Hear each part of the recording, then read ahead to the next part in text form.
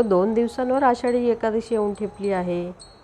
त्यामुळेच तर वैष्णवांचा मेळा पंढरपूरकडे प्रयाण करताना दिसतो आहे.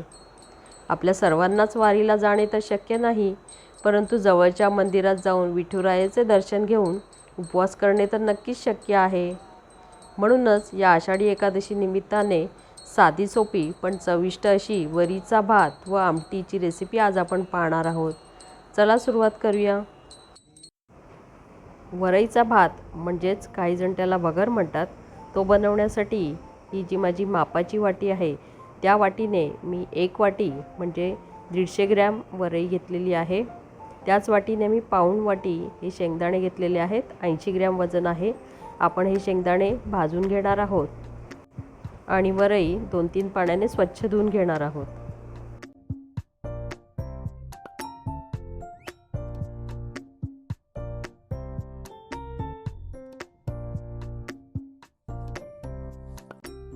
आता यामध्ये पुरेसे पाणी घालून आपण हे तांदूळ 20 मिनिटांसाठी भिजत ठेवणार आहोत.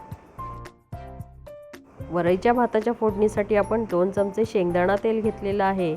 त्याऐवजी तुम्ही साजूक तुपाचाही वापर करू शकता. इथे या व्यतिरिक्त अर्धा चमचा जिरे आणि 1 मिरची मी कापून घेतलेली आहे. जिरे तुम्ही उपवासाला खात नसाल तर स्किप करू शकता. मिरचीसुद्धा घालणं ऑप्शनल आहे आणि सोबत चवीपुरते मीठ.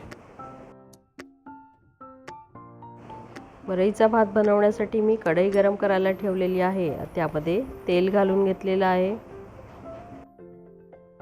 तेल तापलेलं आहे. यामध्ये आपण जिरं घालून घेत आहोत.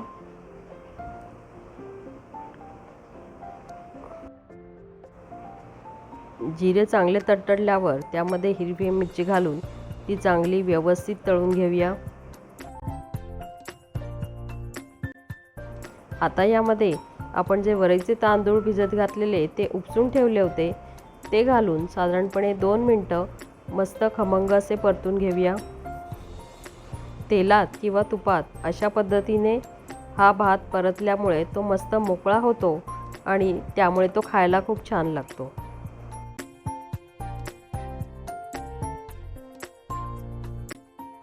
दोन 3 मिनटं हा भात परतल्यानंतर यामध्ये मी आता 1 ग्लास म्हणजे साधारणपणे 2.5 वाटी गरम पाणी घालून घेत आहे.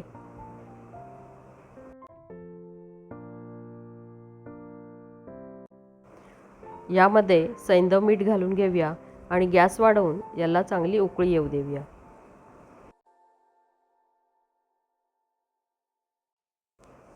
तुम्ही बघू शकता याला आता उकळी आलेली आहे. तर आपण गॅस कमी करून साधारणपणे 5 मिनिटं हे मंद आचेवर शिजू देणार आहोत.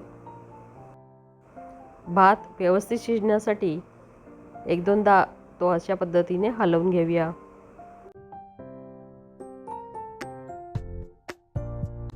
चला बघूया. 6 ते 7 मिनिटांमध्ये आपला मस्त मोकळा पण मऊ असा वरईचा भात शिजून तयार आहे. आता आमटीसाठी आपण शेंगदाणे भाजून त्याची साल काढून घेतलेली आहे. या व्यतिरिक्त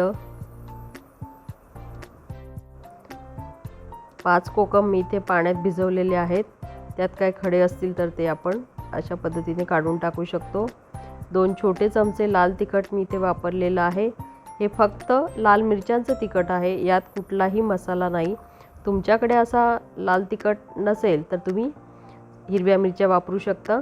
फोडणीसाठी 2 चमचे तेल, 1 चमचा जिरा आपण इथे घेतलेला आहे. त्यातलं अर्धं आपण वाटणामध्ये घालणार आहोत, अर्धं फोडणीला वापरणार आहोत आणि चवीपुरतं सैंधव मीठ. आधी वाटण करून घेऊया.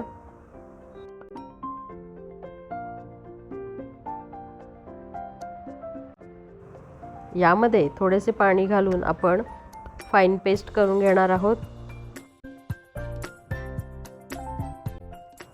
हे पहा, आपलं आमटीचं वाटण तयार आहे.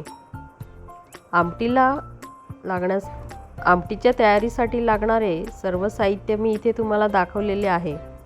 तुम्ही कशी आमटी बनवता ते आम्हाला कमेंट बॉक्स थ्रू कळवा.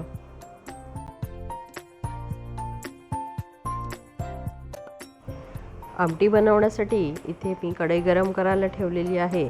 त्यामध्ये आपण तेल घालून घेत आहोत. तेल गरम झालेले आहे, त्यामध्ये जिरे घालून घेऊया.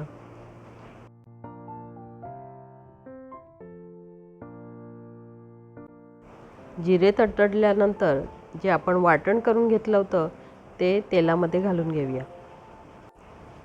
हे वाटण चांगलं तेल सुटेपर्यंत मध्यम आचेवर आपण तेलामध्ये परतून घेणार आहोत.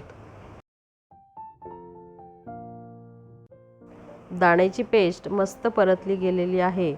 आता यामध्ये आपण मिक्सरचं भांडं धुवून अर्धा ग्लास पाणी घालून घेत आहोत.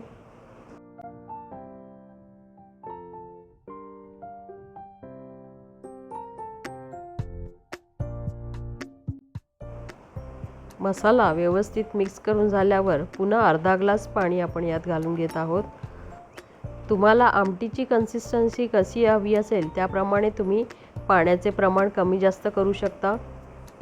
आत्ता जर बघितलं तर ही आमटी आपल्याला थोडी पातळ वाटते आहे, पण 5-7 मिनटं शिजवल्यानंतर याला चांगला घट्टपणा येईल. यामध्ये आता आपण चवीपुरते सैंधव मीठ, एका गोटीच्या आकारा एवढा गूळ आणि आमसूल जे भिजत घातले होते त्याचं पाणी फेकून ते आमसूल घालून घेत आहोत.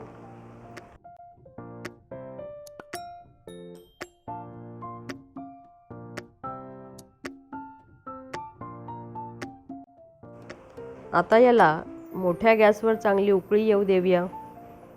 उकळी आल्यावर आता गॅस बारीक करून 5 मिनटं आपण ही आमटी अशी उघड्यावरच शिजू देणार आहोत.